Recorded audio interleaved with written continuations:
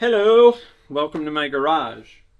I am turning my basement, which is a hot mess and has been a hot mess since I bought my house.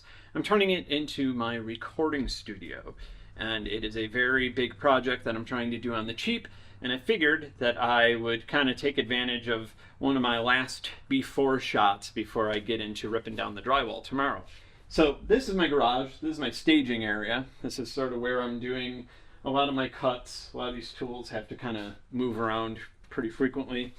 Table saw, table. This here is a pallet of something called Drycore. Drycore, anybody making a studio in a basement needs to know about Drycore. It's expensive, but you're gonna have to eat a couple grand and get it. Drycore is plywood with this on the bottom. And these are channels where water can go in case you ever have a flood. My basement has, from everything that I've been told, from all the records I've read, from even reading flood charts and even looking for evidence of water damage in the past, since my house has been built, my basement has never flooded. However, that being said, that doesn't mean it never will.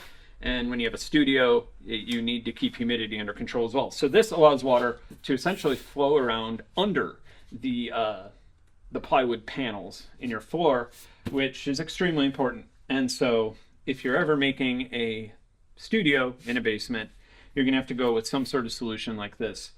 That would be my advice, and that is it's expensive, but kind of the cost of entry. Another cost of entry is if you want to go to the bathroom in your studio, you're going to need a toilet, obviously.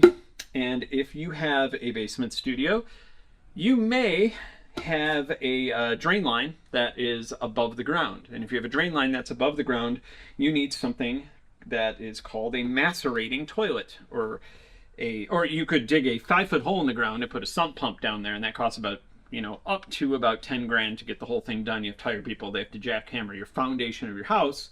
Or the old macerating toilet here, it essentially has a little grinder, an engine that grinds up your poop and shoots it up into a pipe, and it sort of treats it.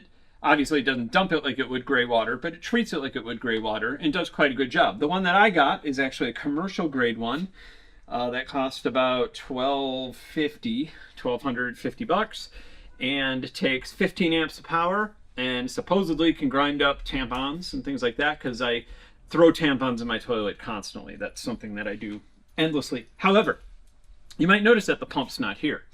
And that's because I made the grave mistake of ordering this from Lowe's and expecting them to deliver it.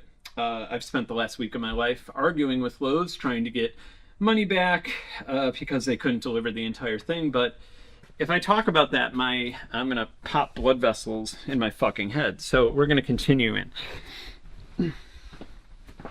All right, worth pointing out, this carpeting here, you may recognize this from every subwoofer you've ever seen in a car. This is just speaker carpeting. Pretty cheap stuff. Put that around. Silverboard. Silverboard has a very high, it's supposed to go inside drywall, and has a very high decibel reduction rating. And if you staple some of this stuff nicely around silverboard, you've just created yourself some things that you can even put outside the wall, like out here, for example, that would help keep the noise in there should I ever decide to play the drums at 3 in the morning without waking up the neighborhood. Come on in. It's beautiful in here. This was an unfinished laundry room. It is still mostly an unfinished laundry room. I put the Drycore down. So we have a plywood floor with Drycore under it. Got some peel and stick flooring that my girlfriend did an absolutely incredible job at making look like real wood. I mean, this looks like real wood. It even feels like real wood. Put some trim on. Toilet and sink are going to go over here. Macerating toilet's going to shoot the wastewater up here. The sink can actually go into the macerating toilet. Laundry machine can even go into the macerating toilet because I got the super tampon eating one, but I already have the laundry machine going in here with this neat thing. But speaking of draining water, yeah. This here is a dehumidifier, in case you don't know what one of them is. And let's take a look. After about a week, a rainy, cold, well, cold being like 50 something degrees in Georgia, we have this much water pulled out of the air in the last week, and it's December. So that means in the summer, we can expect about 5 times as much, which means that I do not feel like carrying this outside once a day, twice a day, however often I have to do it. So what I'm going to be doing is I'm going to buy a little sump pump, a little small pump that pumps water out of the back of this thing and puts it into that drain pipe. And that way everything keeps the humidity at a perfect 50% constantly down here. Even this is rated to dehumidify 3,000 square feet, which is definitely overkill, but I trust these things to a maybe 1 to 3 ratio, and I have about 1,000 square feet, so it all works out. All right, check out this botched mess. The floor gets some latex treatment over the concrete, over the foundation. Then it gets the Drycore on top of that, which is coming in a few weeks or so, and then it gets, you know, the final floor after that. But this first, Drycore, then that. This is what I call the Bosnian arch. I bought this house off of a Bosnian family, and I think they needed to feel a little bit more like home. And apparently in Bosnia, doorways are crazy, weird, like German-looking restaurant type things, and then the inside of homes are a neon orange, which is very relaxing. It's nice to work and just have bright parking cone orange in your face the entire time. So tomorrow we start by knocking this shit down and getting rid of this shit and tearing this trim off. I'm really excited to see how exactly they put this together, because you could tell that they're not using an arch kit. You could tell that they just sort of went to fucking Art Town with a hammer and some saws, and it's gonna be interesting. But regardless, this isn't a load-bearing wall, so poop goes out. Gonna put a new wall in, new drywall, and then 36-inch door, and that will lead into the main studio room that I will be doing all the mixing in. And right now we have a lot of network cable flying around. This thing's going away. I'm gonna completely rewire. First time I've ever done this. Hopefully I don't set myself on fire.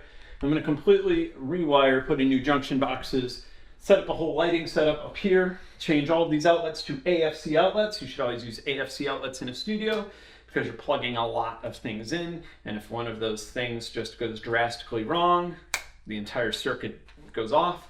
You should also have AFCI breakers on your breaker box, which is on the other side of that wall, so I'm pointing at nothing, but you should do that. Be safe if you have a studio, especially in a basement where humidity can tend to get a little bit higher if your humidifier stops working or if you don't empty it. What else? This ceiling.